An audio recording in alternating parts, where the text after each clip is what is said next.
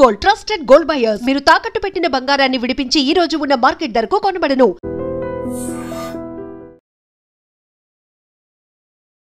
నమస్తే, welcome to I dream social spotlight with కవిత.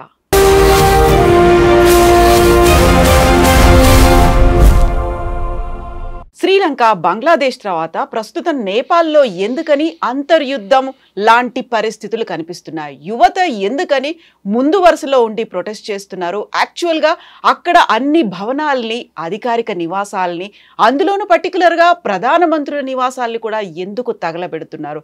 నేపాల్కి సంబంధించి ఏమవుతోంది? Geo political issues కూడా ఉన్నాయా? వీటన్నిటి గురించి మాట్లాడుకుందాం. నేపాల్తో సంబంధాలు కలిగి ఉండి ఇన్ అండ్ అవుట్ నేపాల్ గురించి రీసెర్చ్ చేసి స్టడీస్ చేసినటువంటి అసోసియేట్ ప్రొఫెసర్ డాక్టర్ బాలా నిక్కు మనతో పాటుగా ఉన్నారు. బాలా గారు నమస్కారం అండి. నమస్తే కవిత గారు, thank you for having me at the studio I dreams team.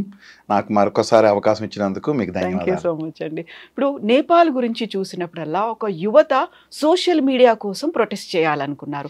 అది కాస్త చినికి చినికి గాలివానైనట్టుగా ఇప్పుడు రణరంగం లాగా మారింది. ఒక అంతర్యుద్ధం కైండ్ ఆఫ్ పరిస్థితి. అక్కడ ఇప్పుడు ప్రభుత్వం లేదు అనేది, అన్నిటినీ తగలబెడుతున్నారు, చనిపోతున్నారు, గాయపడుతున్నారు. యాక్చువల్గా నేపాల్లో ఏం జరుగుతుంది అసలు? నేపాల్ గురించి మాట్లాడేటప్పుడు నేను కొన్ని విషయాలు చెప్పాలి మీకు. నా పిల్లలు నేపాల్లోనే పుట్టారు. నేను నేపాల్లో 2000 సంవత్సరం నుంచి నాకు అనుబంధం ఉంది.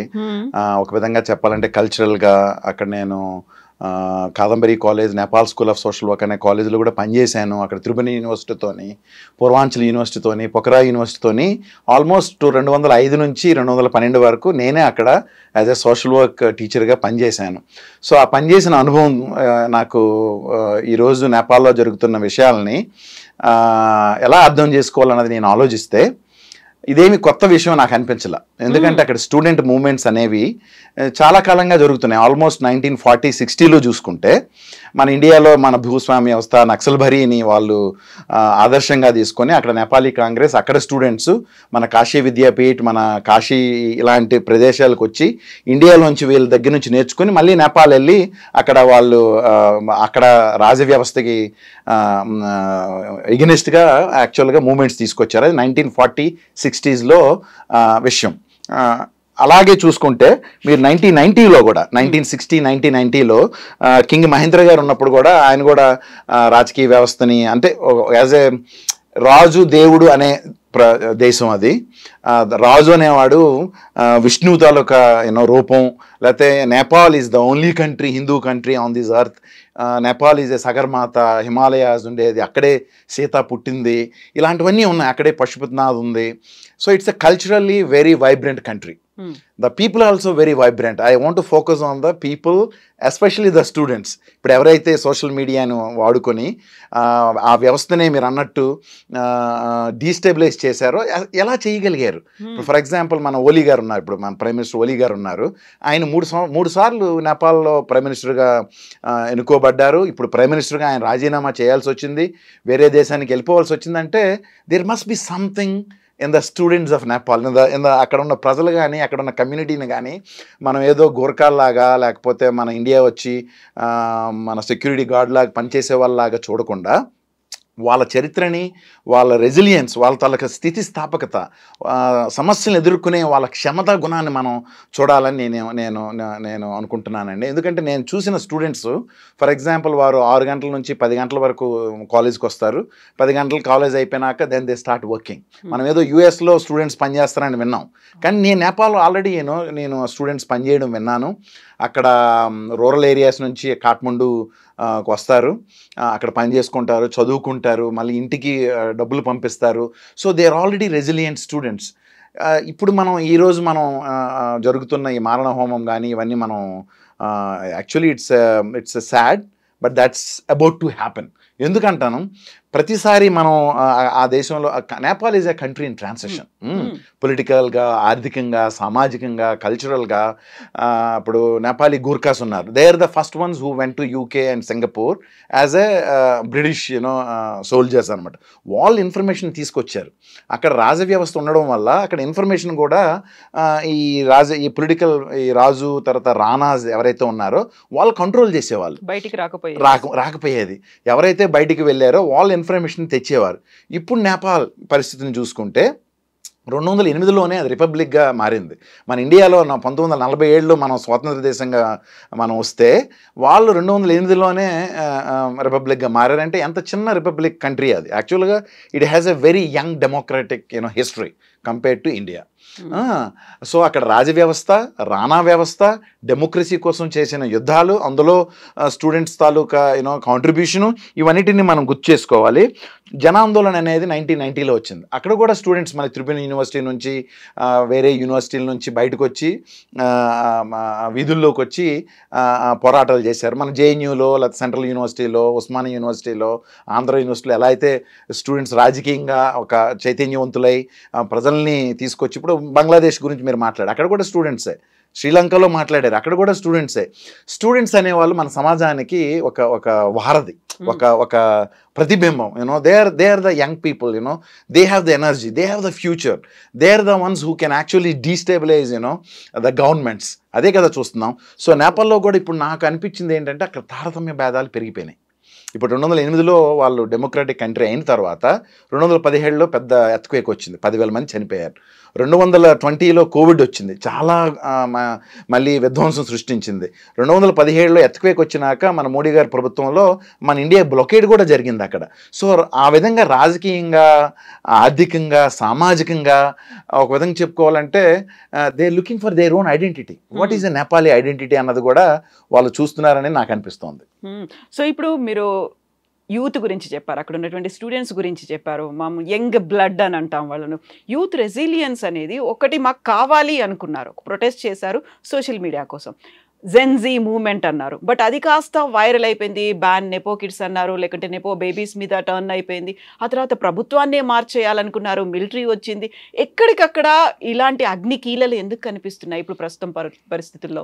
కవిత గారు, ఇది కూడా చాలా మంచి ప్రశ్న. యాక్చువల్గా ఇది నన్ను ఆలోచింపజేసింది. యాక్చువల్గా ఈరోజు ఉదయాన్నే నేను చాలామంది నా స్టూడెంట్స్తో మాట్లాడాను. చెప్పాను కదా, నేను 2012 వరకు అక్కడే అక్కడే టీచ్ చేశాను. సోషల్ వర్క్ టీచర్గా నాకు పేరుంది. ఇప్పటికీ గురు పౌర్ణమి రోజు నాకు వాళ్ళు హ్యాపీ గురు అని పంపిస్తూ ఉంటారు. చాలామంది రిమోట్ ఏరియాస్ నుంచి కూడా వచ్చారు. దానబోదర్ బుహుడా అని ఒక స్టూడెంట్ ఉన్నాడు.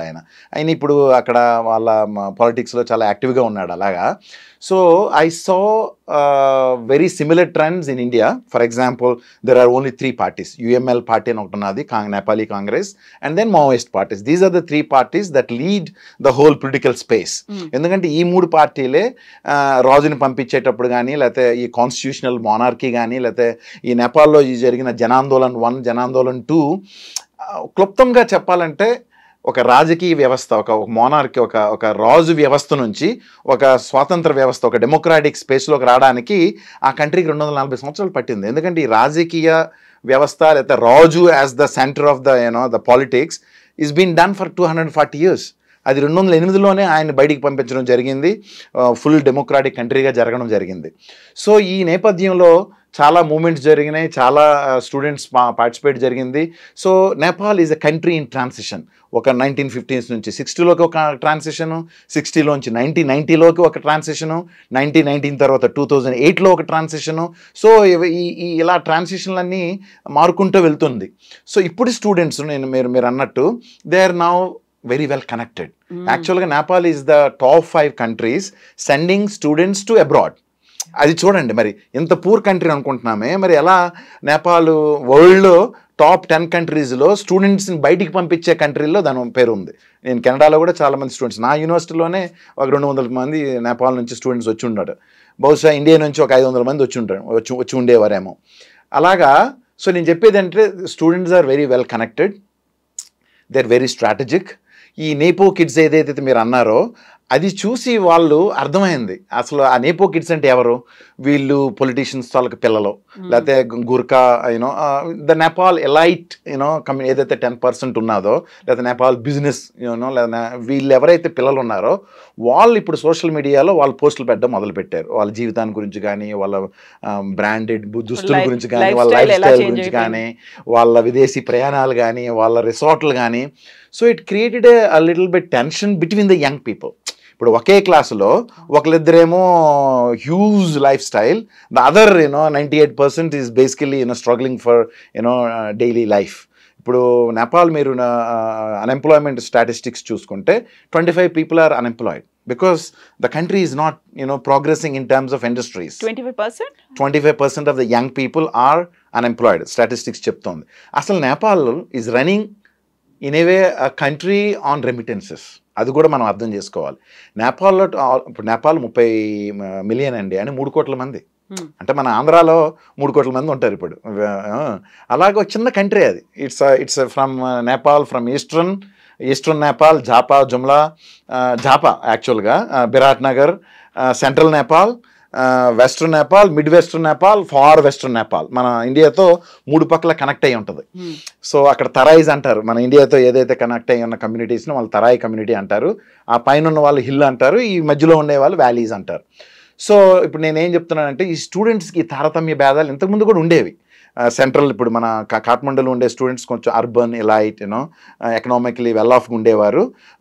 ఈ రూరల్ ఏరియాస్ నుంచి వచ్చేవాళ్ళు కొంచెం ఎకనామికలీ పూర్. వాళ్ళు చదువు కోసం కాఠ్మండూ వచ్చి వేరే ఇంట్లో పని చేసుకుంటా యాజ్ ఎ డొమెస్టిక్ హెల్ప్గా చదువుకునేవాళ్ళు. So there are these internal conflicts, clashes ఉన్నాయి. కానీ అవి బహిర్గతం అవుతున్నాయి ఇప్పుడు. It's too flashy, too visible and too I must say, దాన్ని ఏమనాలి తెలుగులో, హ్యూమన్ రైట్స్కి వ్యతిరేకంగా ఉన్నాయి. ఐ మీన్ ఇప్పుడు మీ నాన్నగారు లేకపోతే మీ కుటుంబం ధనిక కుటుంబం అయినంత మాత్రాన నువ్వు మొత్తం చూపించుకోవాల్సిన అవసరం లేదు అక్కడ. So somehow it is also happening in that country. అది ఒక ప్రపంచ మన ఈ అర్బనైజేషన్ అని, లేకపోతే మన గ్లోబలైజేషన్ని, ఈ కన్జ్యూమరైజేషన్, ఈ Blinkit, Swiggy, immediate satisfaction, looking for some kind of identity, ఇవన్నిటిని మనం ఆలోచిస్తే ఎవరైతే ఆ సోషల్ మీడియాలో ఆ పోస్టులు పెట్టారో వాళ్ళని కూడా ఏం అనలేం. In a way it's their life, they want to kind of enjoy, they have the right to enjoy their own life. కానీ ఇక్కడ జరిగింది ఏంటంటే, ఈ విజువల్స్ అనేవి ఏవైతే బయటకు వచ్చినాయో they are very clear. It tells that where my life looks like now today. For example comparing అక్కడ నేను అనుకుంటాను there is a conflict. And ఆ కాన్ఫ్లిక్ట్ని యూనివర్సిటీస్ కానీ, లేకపోతే మన పాలిటిక్స్ కానీ, లేకపోతే ఇండస్ట్రీస్ కానీ అవి అడ్రస్ చేసి ఉండాల్సింది. అది చేయకుండా వాళ్ళు ఏం చేశారు, for example prime minister Oli government దాన్ని సప్రెస్ చేయాలని చూశారు. ఆ అకౌంట్లని బంద్ చేయటం, ఆ ఇన్ఫర్మేషన్ బయటికి రాకుండా చేయటం చూశారు. జనాందోళన టైంలో కూడా ఇలాంటివి జరిగినాయి. కానీ అప్పుడు cause where, the whole Nepal is fighting towards democracy, towards better rights, towards equality. అక్కడ కూడా రీజనల్ ఇంబ్యాలెన్సెస్ ఉన్నాయి. నేను చెప్పాను కదా, ఈ eastern Nepal is much better than far western Nepal. Far western నేపాల్లో అసలు బ్యూరోక్రసీ వెళ్ళేది కాదు. It's very far from the Kathmandu. మనం ఢిల్లీ నుంచి మనం ఎంత దూరంలో ఉన్నామో అలాగే కాఠ్మండు నుంచి ఎంత దూరంలో నువ్వు ఉంటే అంత పూర్ అనమాట. ఎందుకంటే resources were not going. So ఆ ఇంబ్యాలెన్సెస్ని సరిచేయడానికే మావోయిస్ట్ మూవ్మెంట్ పుట్టింది. అందులోంచే ఈ రాజకీయ వ్యవస్థ, రాజకీయ ప్రక్షాళన నుండి కింగ్ని పంపించి మనం ఒక డెమోక్రాటిక్ కంట్రీగా అవ్వాలన్నది 21st century యాస్పిరేషన్స్ అని నేను అంటాను. కానీ ఇప్పుడు within the country there are these conflicts కనబడుతున్నాయి. దానికి అనుగుణంగా ఈ జన్జీ మూమెంట్ వచ్చింది. దాన్ని గవర్నమెంట్ సరిగ్గా ట్రీట్ చేయలేకపోయింది. బహుశా వాళ్ళు కమ్యూనిటీలో జరుగుతున్న ఈ అంతర్గత వైవిధ్యాల్ని నేర్చుకోలేకపోయారు, లేకపోతే ఫోర్స్ని ఉపయోగించి ఇచ్చేయగలం అనుకున్నారు. But then it couldn't happen that way. So what we see today is ఏమనాలి, స్టూడెంట్స్ తాలూకా మనోగత భావాలని మనం చూస్తున్నాం ఇప్పుడు. సో ఇప్పుడు వాళ్ళు స్టూడెంట్స్లో ఒక ఆగ్రహం, ఆవేశం ఇవన్నీ ఉన్నాయి అనుకున్నప్పుడు నాట్ ఓన్లీ ప్రైమ్ మినిస్టర్, ఇప్పుడు ఉన్నటువంటి ఓలీ మీద కోపమే కాదు, అందరి మీద కోపం. ఎవరైతే మాజీ ప్రధానులు ఉన్నారో వాళ్ళ మీద కోపం, సుప్రీంకోర్టు మీద కోపం ఉంది, అక్కడ ఉన్నటువంటి అధికారిక భవనాలు, నివాసాలు, ప్రతిపక్ష లీడర్స్, కేంద్ర మంత్రులు, అందరి మీద అంత తీవ్ర స్థాయిలో కోపం ఎందుకు వచ్చింది? దాన్ని నేను దురదృష్టం అంటే it's very unfortunate I would say. Because నాకు తెలుసు నా స్టూడెంట్స్ అంటే ఇందులో ఇప్పుడు నేను నిన్నటి నుంచి మొన్నటి నుంచి నా స్టూడెంట్స్తో నేను మాట్లాడినప్పుడు, నా కొలీగ్స్తో మాట్లాడినప్పుడు నాకు ఏమనిపించిందంటే it was initially digital campaign. అది it was how do I explain, it was maybe unintentional this is how you know మన ఈ ఎవరైతే స్టూడెంట్స్ కొంచెం కాన్షియస్నెస్ గ్రాస్ రూట్ యానిమేషన్ ఇదంతా నేపాల్ బ్లడ్లోనే ఉంది. Because the country as I said 240 years నుంచి they been fighting with the different regimes కదా. ఫస్ట్లో కింగ్తో పోరాడారు, రాణా సిస్టమ్తో పోరాడారు, తర్వాత పొలిటికల్ సిస్టమ్ 1990లో వచ్చిన తర్వాత చాలా మనకి మంచి జరుగుద్ది అనుకున్నారు. అయినా కూడా ఈ వివక్షత ఈ డిస్పారిటీస్ ఉండడం వల్ల they're already conscious. Exactly. I think that consciousness actually came out in this form. అది ఎంత దీనిగా అంటే ప్రతి ఒక్కడు తప్పు చేశాడా, గవర్నమెంట్లో ఉన్న ప్రతి ఒక్కరు కరప్టా అన్నదానికి ఇక్కడ నిర్వచనం కొంచెం అదే. This is what disturbs me. Why people are attacking our students? Are they students are maybe other forces కూడా ఏమైనా కలిసినాయా? లేకపోతే ఇప్పుడు రాజుని మళ్ళీ అంటే king has to come back అని ఒక మూమెంట్ కూడా జరుగుతుంది. సో మన సొసైటీ అన్న తర్వాత all kind of ideologies operate. అక్కడ మావోయిస్ట్ ఐడియాలజీ ఉంది, కమ్యూనిస్ట్ ఐడియా ఉంది, డెమోక్రాటిక్ కాంగ్రెస్ ఐడియాస్ ఉన్నాయి. తర్వాత అక్కడ జనజాతి మూమెంట్, ఇండిజినస్ మూమెంట్ ఉంది అక్కడ. యాక్చువల్గా ఫర్ ఎగ్జాంపుల్ ఆక్యుపై బలవుతారు అని చెప్పి 2012లో ఒక మూమెంట్ జరిగింది. దాని గురించి ఎక్కువ మంది మాట్లాడుకోవాలి, మీడియాలో కూడా రాలా. అప్పుడు బాబురాం భట్రాయ్ గారు ప్రైమ్ మినిస్టర్ గారు, ఆయన Maoist prime minister. He talks about నవరచన, social transformation, one Nepal, prosperous Nepal అని ఆయన మాట్లాడారు. ఆయన జేఎన్యూలో పిహెచ్డీ కూడా చేశారు. ఆయన ఉన్నప్పుడే ఆక్యుపై బలుగుతారనేది జరిగింది. ఎందుకు? Justice for gender based violence. అక్కడ కూడా LGBTQ ఇష్యూస్ ఉన్నాయి. Nepal is in the fore front for all kind of movements అండి. అది నేను చూస్తున్నాను అక్కడ. They have fashions, they have culture. మీరు ఇక్కడ ప్రపంచంలో యూఎస్లో ఏది జరిగితే అక్కడ కనబడతా ఉంటుంది, which is good. But that culturalization అనండి, లేకపోతే ఆ ప్రపంచాన్ని అనుకరించే పద్ధతిలో వాళ్ళలోనే షాక్ ఒకవేళ వచ్చిందేమో అని కూడా నేను అనుకుంటున్నాను. సో బలుగుతార్, ఆక్యుపై బలుగుతార్ అనేది 2012లో మావోయిస్ట్ అంటే ప్రైమ్ మినిస్టర్ గారు బాబురాం భట్రాయ్ గారు ఉన్నప్పుడే జరిగింది. గూటీ బిల్ ప్రొటెస్ట్ అని ఇంకోటి జరిగింది, అది కూడా జనాలకు తెలియదు. 2019లో కేపీ ఓలీ గారు అప్పుడు ప్రైమ్ మినిస్టర్ గారు. ఏంటి గూటీ అనేది ఒక ఇన్స్టిట్యూషన్, అది నేవారీస్లో ఇన్స్టిట్యూషన్ ఉంటుంది. ఏంటంటే వీళ్ళందరూ ఒక ఫ్యామిలీస్ అనమాట, ఒక 50 ఫ్యామిలీస్ కలిసి ఉంటాయి. వాళ్ళు చనిపోయినప్పుడు లేకపోతే పెళ్ళిళ్ళు అయినప్పుడు అందరూ కాంట్రిబ్యూట్ చేసుకుంటారు. It's a very fantastic social work institution which I talk about in my class rooms. యాక్చువల్గా అక్కడ మనం సాలిడారిటీ చూస్తాం. ఇప్పుడు చనిపోయినప్పుడు చనిపోయిన కుటుంబం బాధల్లో ఉంటుంది, బిరీవ్మెంట్లో ఉంటుంది, గ్రీఫ్లో ఉంటుంది. కానీ ఇప్పుడు మనకి చూస్తే 3 లక్షలు ఖర్చు పెట్టాలి ఆ రిచువల్స్కి, లేకపోతే ఇప్పుడు తీసుకెళ్ళడానికి ఎవరు రావట్లేదు. So in India also we see even విలేజెస్లో కూడా it has become a burden on the family when actually they're grieving, final rights కూడా సరిగ్గా చేయలేకపోతున్నారు, చాలా డబ్బులు ఖర్చు పెట్టాలి, చాలా status. So there is a different thing happening in India in rural villages. మొన్న నేను ఫిషింగ్ కమ్యూనిటీ గురించి మాట్లాడినప్పుడు ఒక ఆయన కిడ్నీ ప్రాబ్లంతో చనిపోతే 3 లక్షలు ఖర్చు పెట్టాల్సి వచ్చింది ఆవిడకి. సో ఆ 3 లక్షలు తీర్చడానికి now she is became kind of 3 పనులు చేయాల్సి వస్తుంది. సో ఆ విధంగా చూసుకుంటే ఈ నేపాలీలో ఈ గూటీ అనేది చాలా ఇంపార్టెంట్ ఇన్స్టిట్యూషన్. అది కూడా దాన్ని ఆ గూటీ రైట్స్ని కూడా ప్రభుత్వం ఇంటర్ఫియర్ అయినప్పుడు మళ్ళీ మూమెంట్ వచ్చింది. మళ్ళీ ఈ నవారీ స్టూడెంట్స్, ఇండిజినస్ స్టూడెంట్స్ దాన్ని ప్రొటెస్ట్ చేశారు, దాన్ని రక్షించుకోగలిగారు. COVID-19లో కూడా మళ్ళీ ఈ స్టూడెంట్స్ ప్రొటెస్ట్ వచ్చింది. ప్రతి చిన్న సమాజంలో జరుగుతున్న ప్రతిదానికి అక్కడ students, young people are reacting or proactively reacting, I would say. It's reacting is a different thing, but they're conscious, they're very collective. ఇప్పుడు ఇందులో కూడా చూడండి, వాళ్ళు వైబర్ వాడారు, వాళ్ళు టిక్టాక్స్ వాడారు, వాళ్ళు VPN వాడారు, మిగతావన్నీ నువ్వు బ్యాన్ చేస్తుండొచ్చు, but they are very technologically connected. Lot of young people also livelihood, వాళ్ళ యాప్స్ తయారు చేస్తున్నారు, వాళ్ళ మ్యాప్స్ తయారు చేస్తున్నారు, వాళ్ళ మిగతా కంట్రీస్కి అవుట్సోర్సింగ్గా పనిచేస్తున్నారు. It's not only for advocacy, it's their life, it's their livelihood. That is where there are lot of jobs. నువ్వు అదే తీసేస్తానంటే ఎందుకు ఊరుకుంటారు? I think this is what happened. So geopolitical issues కూడా ఏమైనా యాడ్ అయ్యాయంటారా దీంట్లో? Definitely India is a big brother, India is a great friend. China, of course. So Nepalni, it's a land-locked country antar. But I say, because I am inside and outsider there, it's a land-linked country. Nepal is a beautiful position lo undadi. Mana Himalayas anandi, Manas Sarovar andi, cultural ga Pashupatinath Devalayam anandi, man India ku unna cultural ties, it's fantastic. I married to a Nepali woman, right? My children are born there. I speak Nepali very well. So it's a beautiful country. It's a country in transition, country that shows a lot of resilience, community unity ఉంది అక్కడ. నా social work basics అని నేను నేపాల్లో నేర్చుకున్నాను. ఎందుకంటే అక్కడ communities, ఇప్పుడు హై హిల్స్లో ఎవరైనా చనిపోతే, మీరు అక్కడ మూవీస్ కూడా వచ్చినాయి దీని మీద, హిమాలయన్ మూవీ కారవాన్ అని, ఎప్పటికీ మనం అక్కడ కాల్చడానికి వుడ్ ఉండదు. So they cut the human body and give it to the animals so that it's clean, it's also feeding the animals. అది చూడండి అక్కడ. అదే కంట్రీలో పాలియాండ్రీ ఉంది. పార్సీస్ ఎలా చేస్తారు, పార్సీస్ ఎలా వదిలేస్తారు, వీళ్ళు కట్ చేసి అంటే they offer to the so మీరు వైవిధ్యమైన కంట్రీ అండి. It's a country very divorce. It's a country that offers all kind of cultural identity, Buddhism, Hinduism, Christian. I mean, like, it's a small, for me it's a beautiful country that helps me to understand geopolitics. For example, geopolitics, Modi garu vachara aa time lo American influence undi. I mean, like, Nepali youth are everywhere. Like, there are 2 lakhs mandi Japan lo unnaru.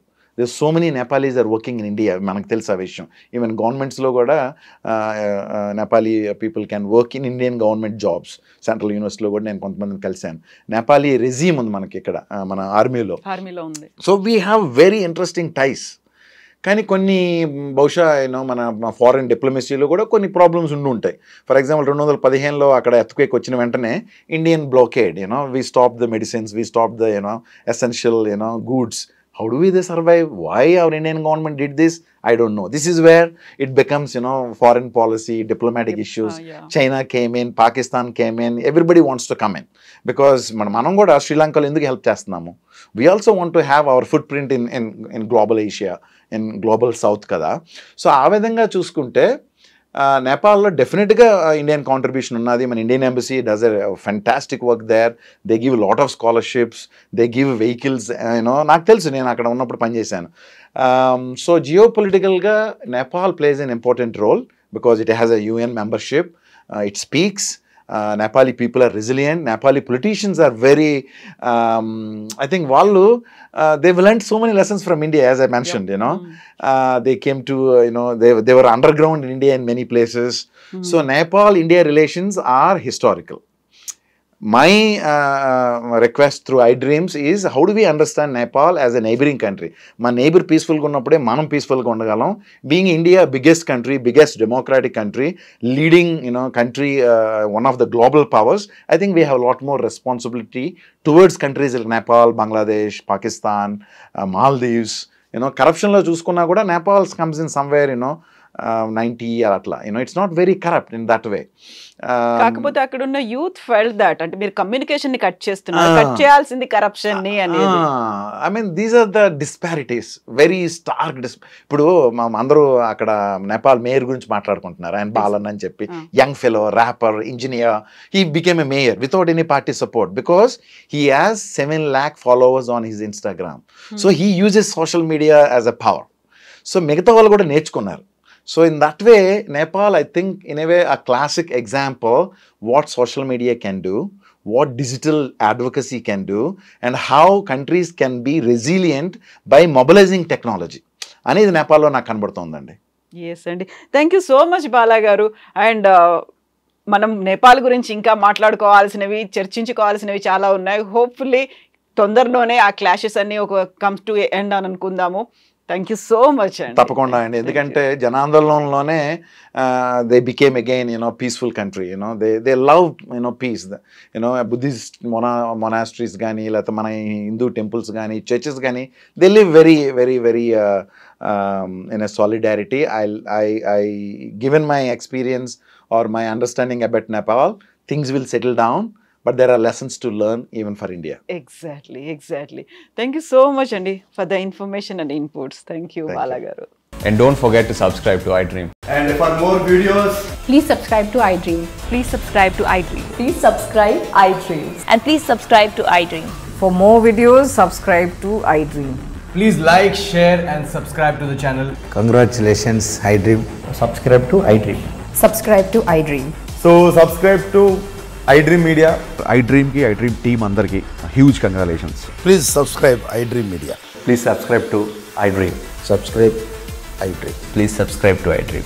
iDream అంటే నా కళల channel subscribe చేసుకున్న నోరు తిరుగుతలేదు మీరైతే గంట గుర్తు కొట్టండి. For more such videos, please subscribe to iDream. Subscribe to iDream. Please subscribe to iDream. Please subscribe iDream Media. Please do subscribe to iDream. Please subscribe to iDream Media. For best entertainment and information, please subscribe iDream.